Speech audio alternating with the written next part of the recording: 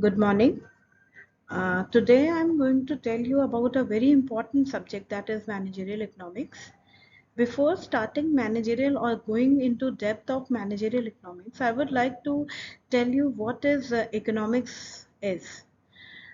Economics, it is a study of human activity both at individual and national level.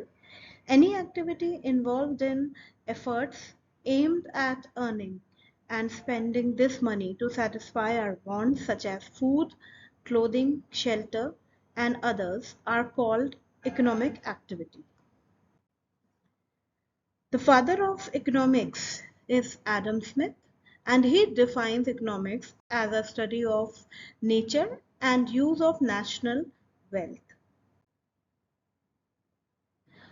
Dr. Alfred Marshall has defined he is one of the greatest economists of the 19th century, and he writes that economics is a study of man's action in the ordinary course of his life. It inquires how he gets his income and how he uses it. And further, there is one more definition that I would like to quote here. That is, according to Professor Lennon Robbins, he defines economic as a science which studies human behavior as a relationship between ends and scarce means which have alternative uses. So basically, economics is all about studying the human, how he earns money and how he spends his earned money in various alternatives. So in economics, what we do, we study the pattern or consumer behavior pattern of an individual, how he selects the good or how a producer selects a good to produce. So these are the things that we consider or we study in economics. There are further things that you should all know about economics is that it is an activity which is based on or is related to the use of scarce resources for the satisfaction of human wants. Basically, there are two central problems or the basic problems, very big problem of our earth.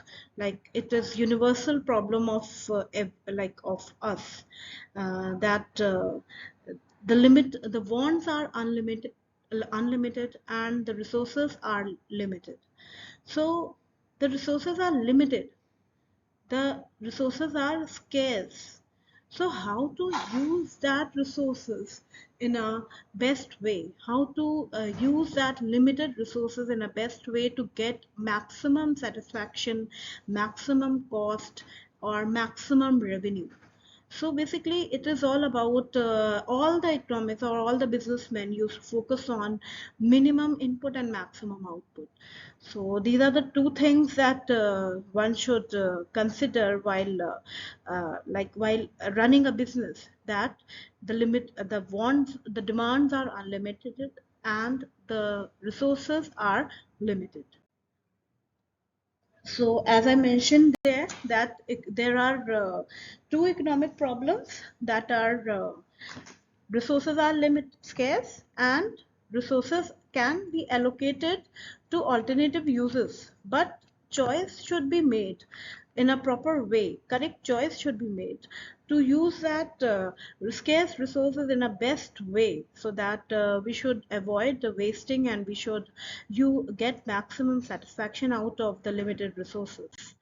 So economics are primarily engaged in analyzing and providing answers to manifestation of the most fundamental problems, scarcity.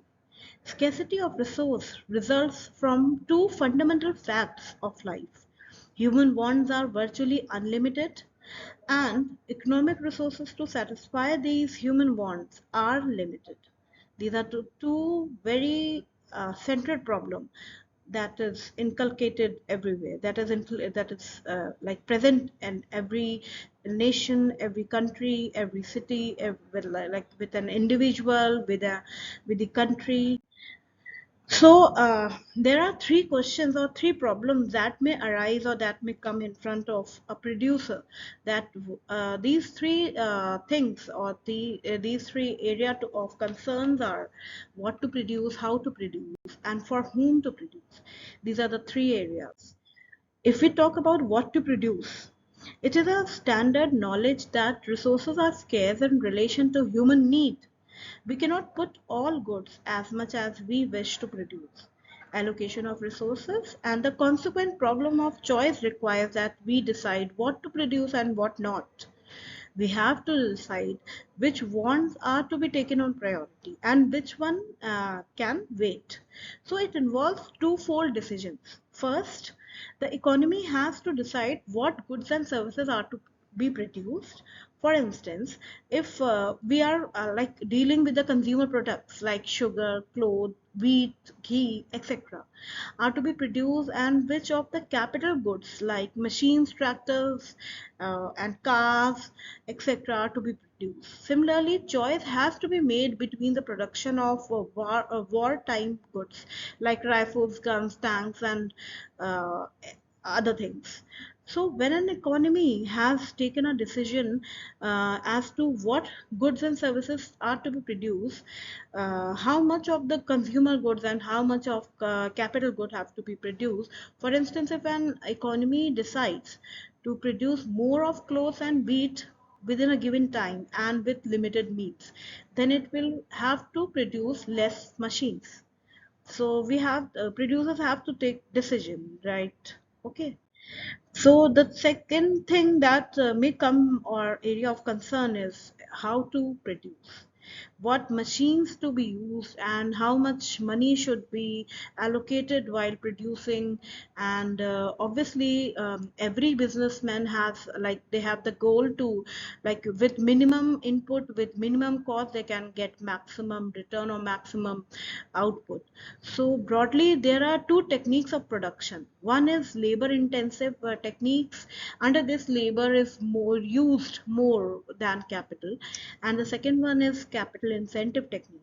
Under this technique, capital is used more than labor.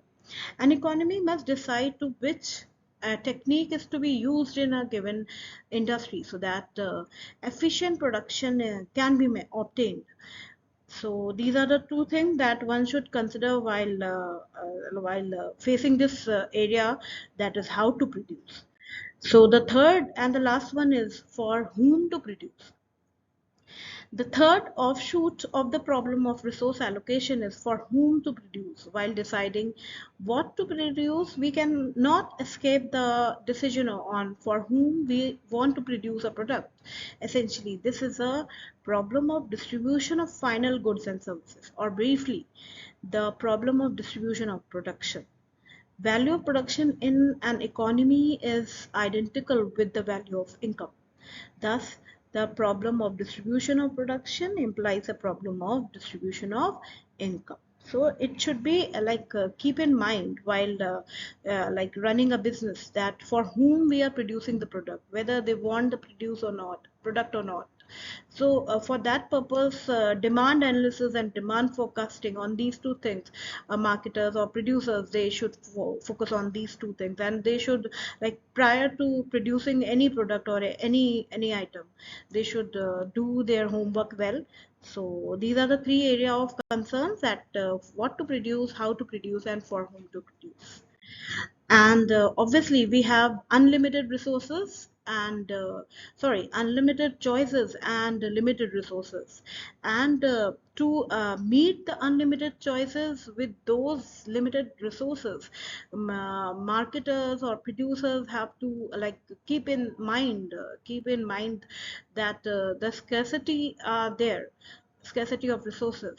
So not without wasting any resources or any input, marketers should always try to figure out the answers of these three things, that is what to produce, how to produce, and for whom to produce. So in the end, or I would like to tell you about more about the branches of economics. There are two branches of economics basically. The first one is micro and the second one is macro. These are the two branches. So if we talk about microeconomics, the study of an individual consumer or a firm is called microeconomics. Micro means 1 million. Microeconomics deals with behavior and problems of single individual and of micro organization. It is concerned with the application of the concepts such as price theory, law of demand, and theories of market structure, and so on.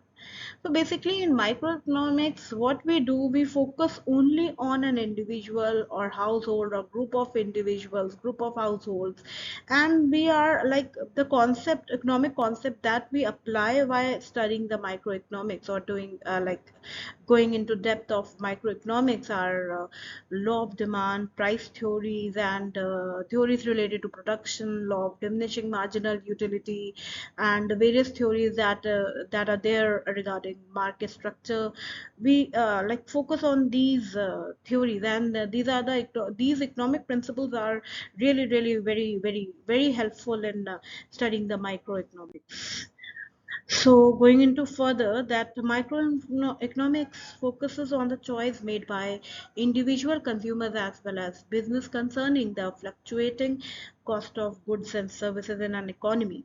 Microeconomics covers several aspects such as supply and demand for goods in different marketplaces.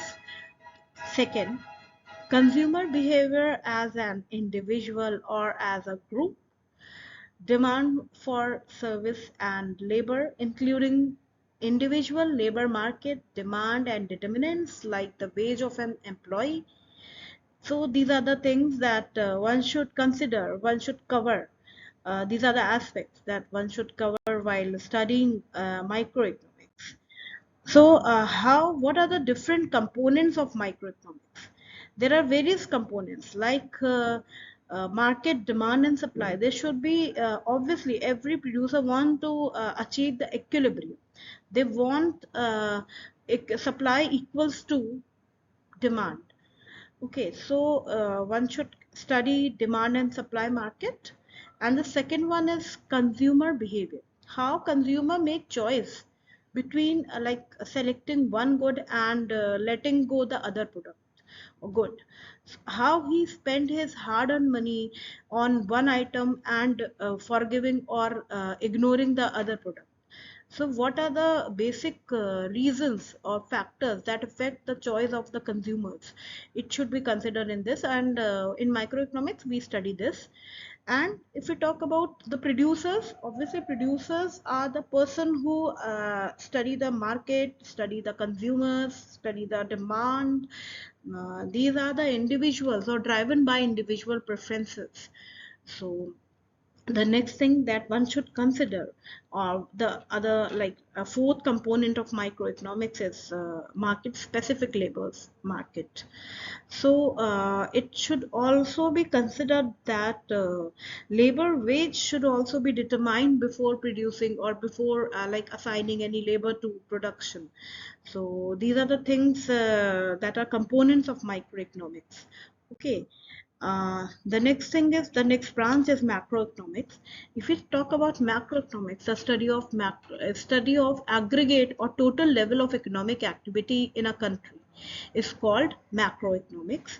It studies the flow of economics resources or factors of production such as land, labor, capital, organization, and technology from the resource owner to the business firm and then from the business firm to the household. It is concerned with the level of employment in the economy.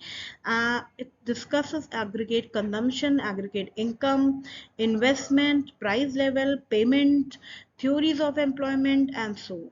These are the things that comes under macroeconomics. Macroeconomics studies the economic progress and steps taken by a nation. It includes a study of policies and other influencing factors that affect the economy as a whole. Macroeconomics follows a top-down approach. It involves the strategies like the overall economic growth of a country, reasons that are likely to influence unemployment and inflation. Fiscal policies are likely to influence factors like interest rate, effect of globalization and international trade, reasons that affect varying economic growth among countries. So this is all about macroeconomics. I hope the lecture is clear to all, the video is clear to all. Thank you.